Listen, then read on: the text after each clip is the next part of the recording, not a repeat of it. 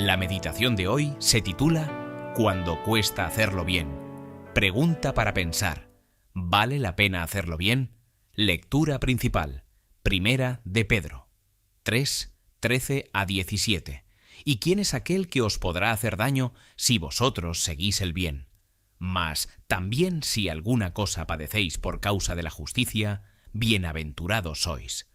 Por tanto, no os amedrentéis por temor de ellos, ni os conturbéis, sino santificad a Dios el Señor en vuestros corazones, y estad siempre preparados para presentar defensa con mansedumbre y reverencia ante todo el que os demande razón de la esperanza que hay en vosotros, teniendo buena conciencia, para que en lo que murmuran de vosotros, como de malhechores, sean avergonzados los que calumnian vuestra buena conducta en Cristo. Porque mejor es que padezcáis haciendo el bien, si la voluntad de Dios así lo quiere, que haciendo el mal.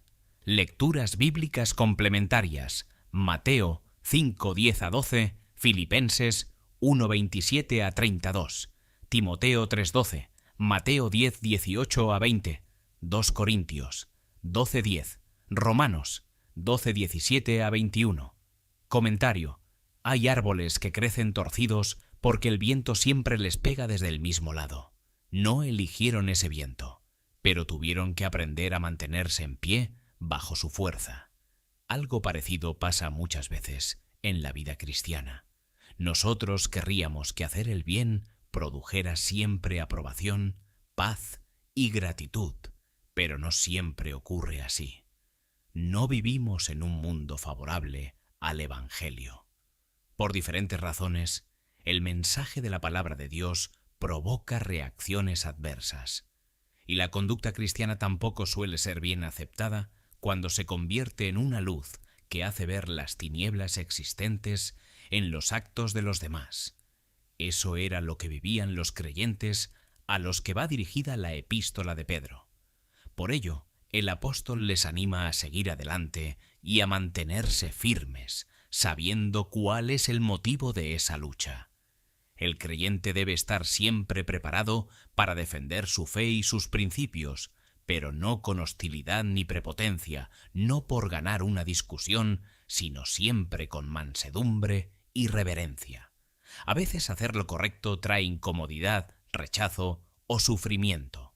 Pedro empieza con una pregunta que, en cierto sentido, parece obvia. ¿Y quién es aquel que os podrá hacer daño si vosotros seguís el bien?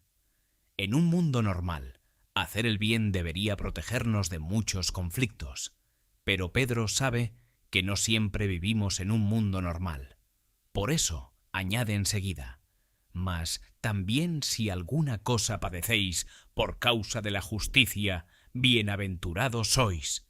Es decir, el creyente no busca el sufrimiento, pero tampoco se desorienta si llega por mantenerse fiel al Señor. Eso es muy importante, porque a veces nosotros pensamos que, si obedecemos a Dios, todo debería irnos bien, pero la Biblia nunca promete eso. Pedro nos recuerda que seguir a Cristo puede costar. Lo que sí promete es que ese sufrimiento no es inútil ni queda fuera de la mirada de Dios.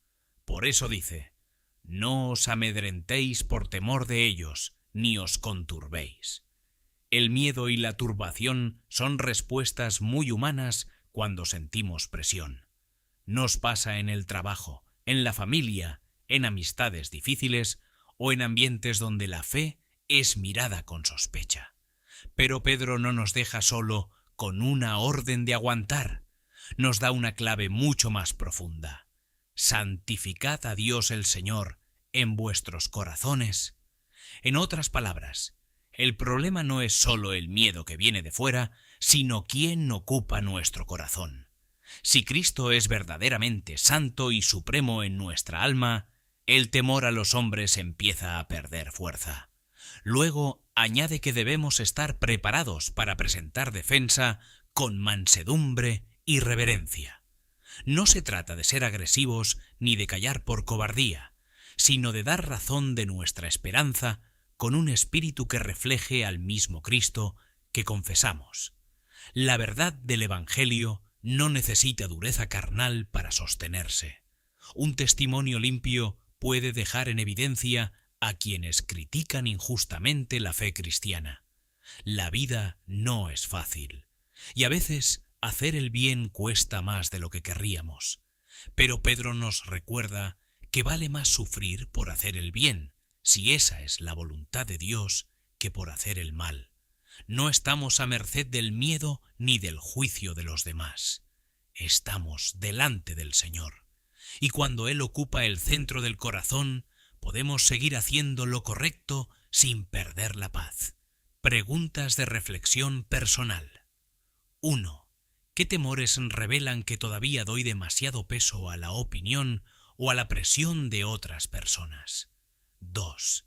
¿Estoy santificando de verdad a Cristo en mi corazón o dejando que otras cosas ocupen ese lugar central? 3. ¿Cómo podría dar razón de mi esperanza con más mansedumbre, reverencia y coherencia en mi vida diaria?